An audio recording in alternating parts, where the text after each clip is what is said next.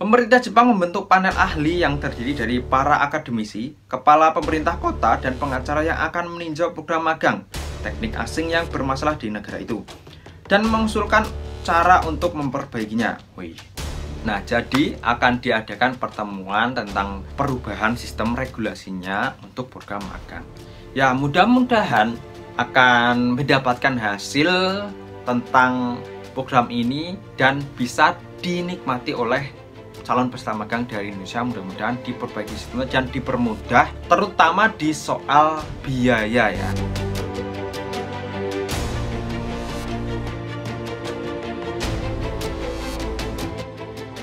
Konnichiwa minasan, selamat datang lagi di channel IDP ini, channelnya Kensusei dan X Magang. Oke, seperti yang di judul, di video kali ini aku akan meneruskan tentang perkembangan terbaru program magang ke Jepang ya. Ini melanjutkan video yang kemarin. Jadi video kemarin aku sempat membahas tentang akan diperbaikinya sistem program magang ke Jepang ini, terutama untuk peserta magang yang dari Indonesia. Jadi ini ada perkembangan yang sangat baru, jadi simak baik-baik video ini. Oke, akan aku bacakan dulu artikel yang mengenai pembahasan ini. Jadi setelah kita baca artikelnya, aku akan menyampaikan sebuah opini tentang berita ini. Mari kita baca bareng-bareng. Nah, ini artikelnya aku ambil dari Japanese Station. Jadi judulnya, Jepang membentuk panel untuk meninjau program trainer asing ya. Ini program pemagangan ya maksudnya. Pemerintah Jepang membentuk panel ahli yang terdiri dari para akademisi, kepala pemerintah kota, dan pengacara yang akan meninjau program magang teknik asing yang bermasalah di negara itu dan mengusulkan cara untuk memperbaikinya.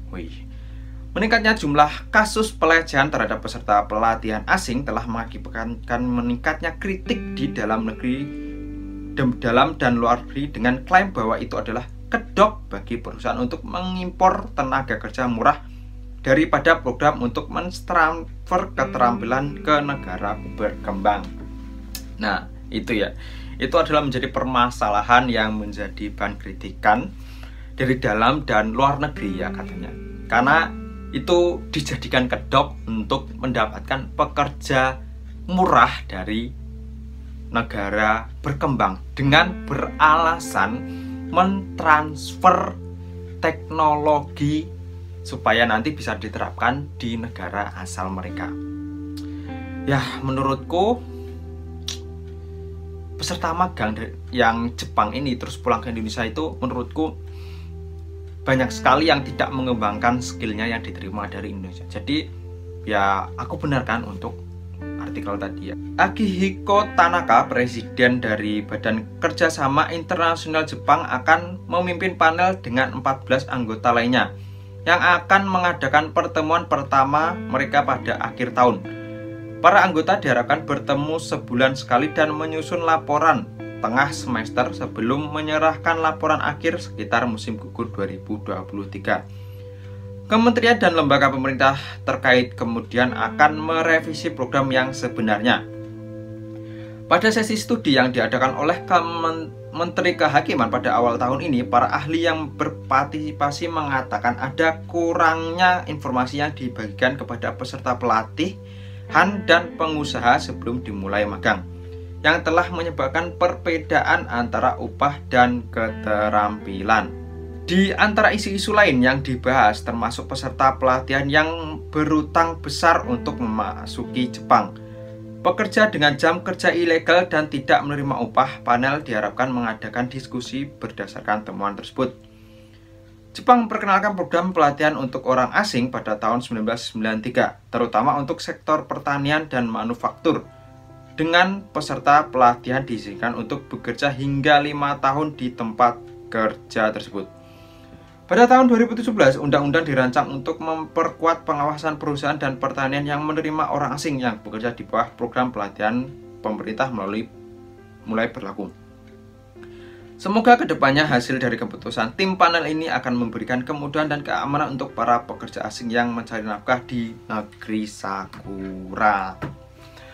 Nah, itu tadi adalah isi dari perkembangan terbaru untuk penyelidikan atau perbaikan sistem yang akan dilakukan oleh pemerintah Jepang, khususnya tim panel tadi tentang program pemagangan. Nah, jadi akan diadakan pertemuan tentang perubahan sistem regulasinya untuk program magang. Ya, mudah-mudahan akan mendapatkan hasil tentang program ini dan bisa dinikmati oleh calon peserta magang dari Indonesia. Mudah-mudahan diperbaiki sistemnya dan dipermudah, terutama di soal biaya ya.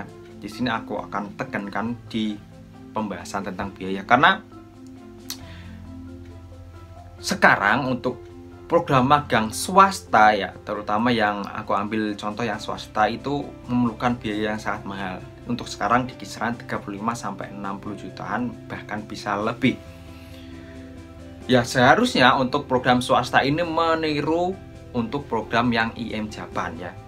Karena program IM Japan itu adalah pemerintah Jepang ya, nggak pemerintah lah, pokoknya kayak asosiasi IM Japan ini bekerja sama dengan Disnaker yang ada di Indonesia. Jadi melakukan proses rekrutmen melalui kerjasama antara IM Japan dan Disnaker Indonesia. Jadi mereka memberikan uang dari IM Japan ini ke Disnaker untuk melakukan proses seleksi, dan di proses seleksi ini itu saat di Indonesia itu gratis ya. Jadi seharusnya bisa ditiru untuk program swasta. Seharusnya pemerintah Jepang memfokuskan untuk mensubsidi tentang proses biaya untuk proses dari IM Japan, karena pihak LPK itu biasanya mengambil uang untuk program ini. Jadi nanti pemerintah yang kumiai dari Jepang ini seharusnya yang membayar ke LPK untuk merekrut, dan untuk rekrutannya dari peserta magang ini seharusnya tidak dibebankan biaya, karena mereka saat bekerja di Jepang ini itu biaya gajinya itu sangat nggak sangat ya, pokoknya bisa dibilang rendah dibandingkan dengan pekerja yang di Jepang, khususnya untuk pekerja yang baru itu Tokutekino ya. Biaya gajinya kan sudah sedikit, jadi untuk proses pemberangkatannya pun itu seharusnya digratiskan. Ya, itu opiniku tentang peraturan terbaru ini. Mudah-mudahan akan diterapkan dengan sebaik-baiknya dan pengawasan dengan sebaik-baiknya. Jadi buat teman-teman yang ingin magang ke Jepang, mudah-mudahan dipermudah, dan saat di Jepang pun nanti akan mudah dan betah. Oke, untuk videonya aku akhiri. Mungkin cukup sampai di sini. Jadi buat teman-teman silakan beropini juga di kolom komentar tentang program ini. Lebih baik diperbarui atau dihentikan atau dirubah jadi program terbaru lagi, nggak tahu. Oke, video aku akhiri. Jangan lupa untuk subscribe dan jangan lupa komen. Apabila video ini bermanfaat, silakan di-share ke media sosial kalian. Oke, video aku akhiri. Mite kurete arigatou gozaimasu. See you in the next video.